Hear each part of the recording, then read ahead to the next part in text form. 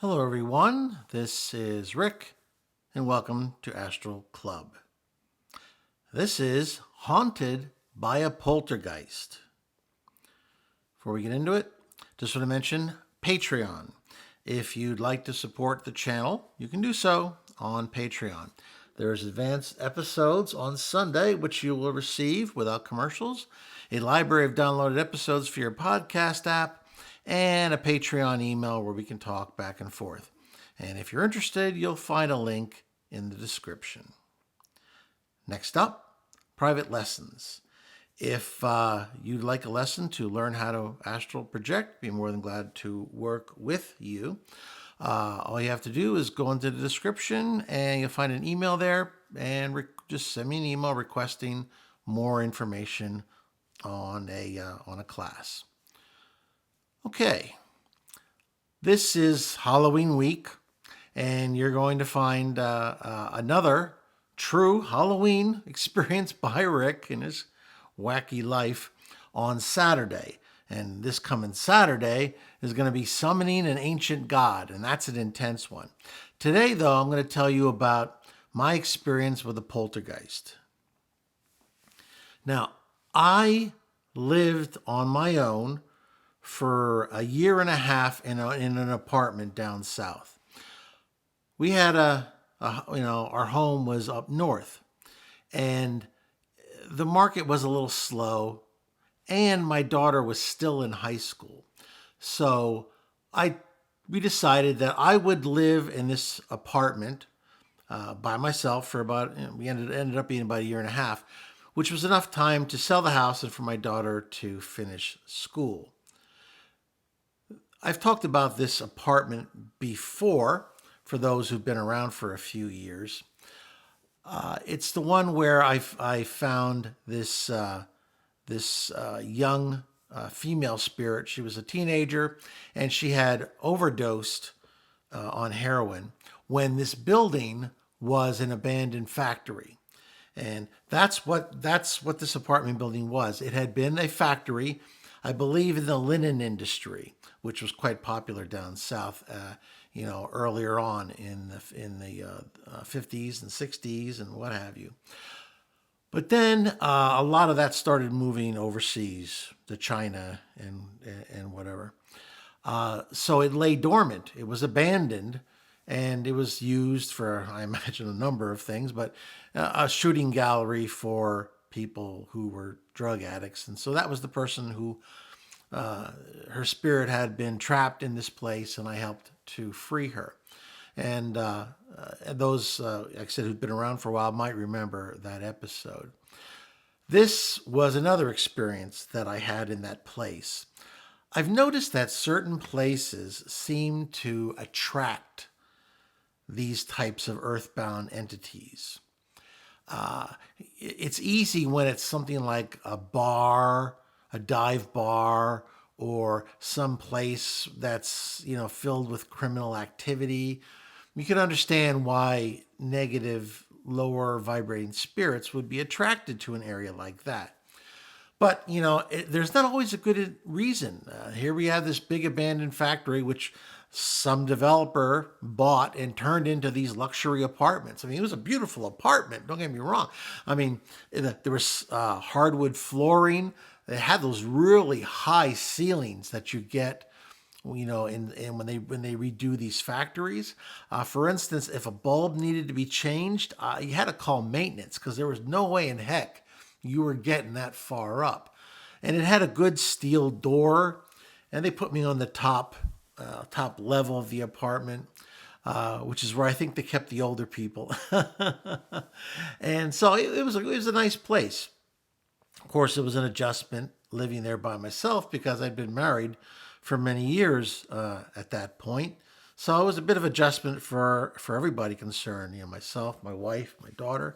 But it was something that had to happen because I needed to accept this job, and that's where the job was at the time. For all that, it was still a relatively small apartment. There was a living area with a kitchen. It was like an open concept type of thing. The kitchen had an island. It was a nice little kitchen. Not that I ever really did a lot of fancy cooking, but it was there. And then there was a little bathroom, which then there was a door that led to the bedroom, which was a smaller bedroom. But the one saving grace, of course, was the high ceilings. So it made you feel like there was a lot more room than there actually was. So anyway, I've been working there for a number of months, and this happened after my experience with the young woman who had died of a drug overdose, and I'd helped her to move on, and I hadn't experienced any other weird situations or whatever like I'd had with her, because she was famous for the knocking thing. But so I was sleeping, I was working, everything was going fine. And then one night, I'm just lying there in bed, and I had just started to nod off. I was in that kind of in between state, where you're not quite awake, but you're not quite asleep either. When I was wakened suddenly by the sound of pots and pans kind of jingling, like the kind of sound somebody makes when they're going to make something. They grab a pot and some other pots end up hitting it. And so I sprang out of bed, wondering what the hell was going on. And I left, went into the living room. And of course, I could look right into the kitchen, and there was nothing there. I, went to investigate further, went into the kitchen area, and I opened the door with the pots and the pans, and there didn't seem to be anything unusual. I mean, they were a little jumbled up, but I can't say that I didn't do that, because, when it came to that kind of stuff, I'm not like really weird about getting everything perfectly lined up. I just put it in there. As long as I can close the door, it's all good. Keep in mind, I'm kind of a bachelor again, so you can get away with a lot of this stuff. Well, I figured that, okay, what must have happened was I probably put a pan in there, a pot, and maybe it was precariously perched, and it just fell while I was, going to sleep. So, okay, I mean, that makes sense. So I went back to bed. Didn't have any other experiences for for a number of nights. I don't remember exactly how many there were, but so I really had forgotten about it. It wasn't something that, it's one of those things you dismiss pretty darn quickly. But a number of nights later, I was dead asleep at this point, and once again I hear this ruckus going on like pots and pans in the kitchen. So I'm a little on edge this time, because I'm pretty sure I didn't perch the pots or the pans in any kind of a odd way.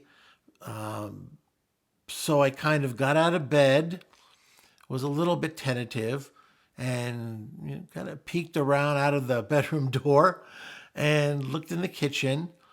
It was dark, but I had the shades up, and this apartment building had these huge windows, and there was light from the street lights outside, because it was also right next to a light rail track. So there was light pouring in, so I could see the kitchen even though the lights were off. And I didn't see anything out of the ordinary, so I went into the kitchen, and what I have is a pots and pans lying all over the kitchen floor. Now I'm getting a little freaked out because there was no way I could have stacked pots and pans in such a way that they would have burst out of the door and onto the floor like the way they were scattered. That's when I figured, okay, I guess I've got some sort of visitor here, perhaps a poltergeist. So I gathered up the pots and the pans and I put them right back in the drawer. My knowledge of poltergeists is typically when they exercise enough energy to do something like scattering these pots and pans, it drains them for a number of nights before they can recharge again. Now it depends on a number of factors, though. It depends on the weather, for instance, because poltergeists can absorb static electricity. So it depends on the weather and how dry things are and how much static there is in the air as to how quickly they can recharge. Well, I decided I've had enough of this kind of nonsense. So I decided to astral project. Perhaps I could communicate with this entity and, get it to stop making noise and waking me up. Or perhaps it needs help of some sort. I don't know. So I went back to bed. Now, I didn't project that night, but the following night I did project. I went into the living room and then into the kitchen, looking around, trying to adjust my vibratory level so that it was on a fairly low level so that I could, see this entity and communicate with it. As I had adjusted it, I kind of saw this shadowy figure take on more form. And what I saw there appeared to be an overweight woman, middle-aged, who looked very disheveled. Hair was all a mess. Clothes were torn and rumpled. And she looked crazy. Her eyes beamed with madness. That's the only way I can describe them. And I tried to communicate. I tried to send a signal of, hello, my name's Rick. Who are you? And she seemed stunned at first. And then she ran at me with her claws out, trying to attack me. I'll be honest with you. I reacted with fear. As much as I have tried to train myself over the years, the fear got to me, and I ended up going right back to my body. Well, there was no more projections for me that night, and when I woke up, as I recall, it was a weekend, so I had a little bit of time to think.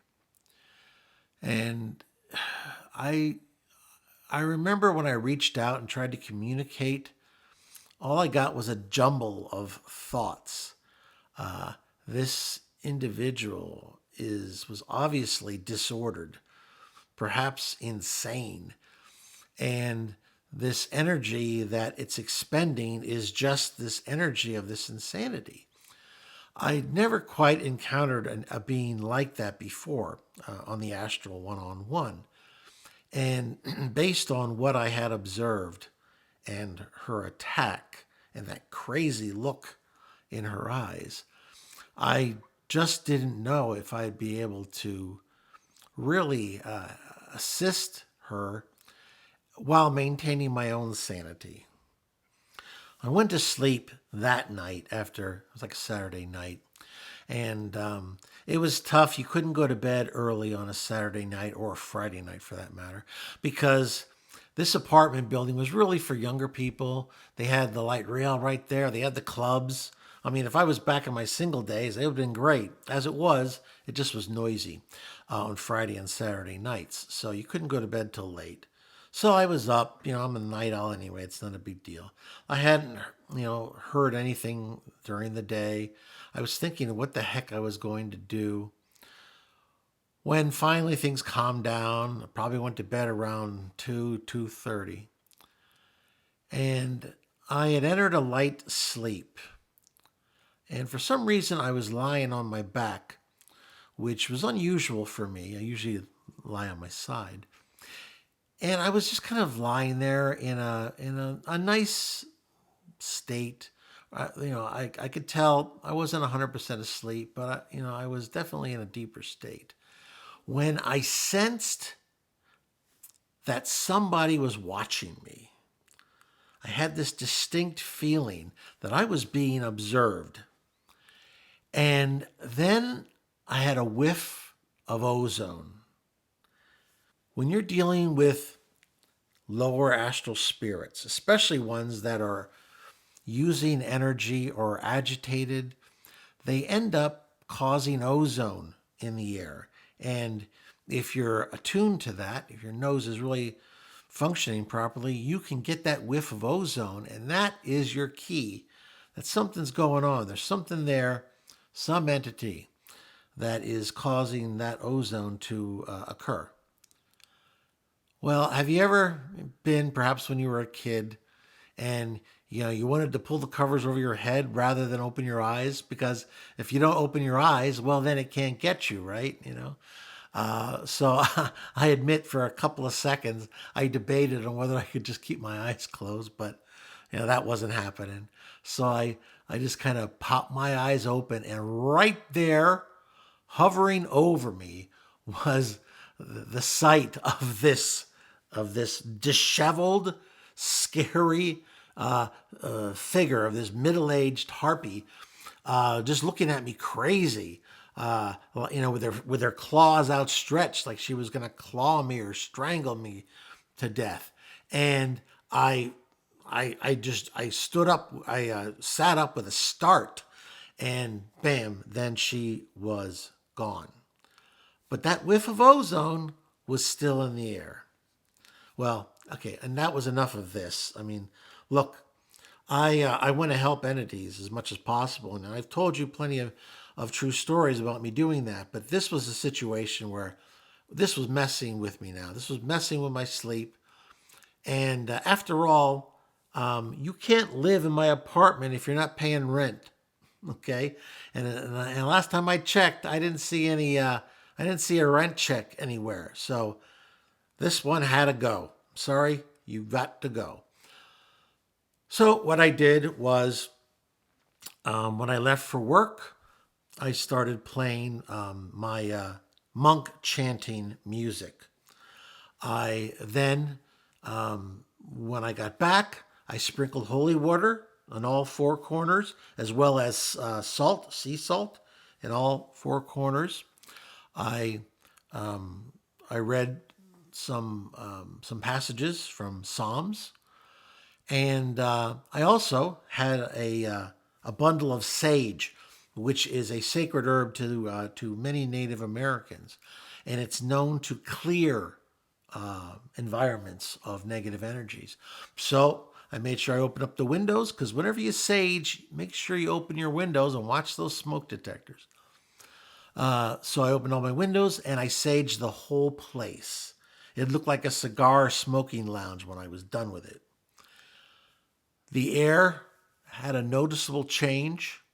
Things became a lot lighter, and I never again experienced my poltergeist in that apartment again. Well, that was one true Halloween story for you. Don't forget, there's another one coming up this Saturday, Summoning an Ancient God. That's an interesting one. Make sure you check that one out on Saturday at 9 a.m. Okay, well, if you like this, please hit the like button, share it with those of like minds, subscribe if you haven't already, and questions and comments. Have you ever had experience with a poltergeist? I suspect there's a lot more people who've had experiences than we know about. It's not like it's the kind of thing that you don't necessarily want to tell everybody. So if you've had experiences, hey, share them and ask your questions. And as always, this is Rick, and I will see you on the astral plane.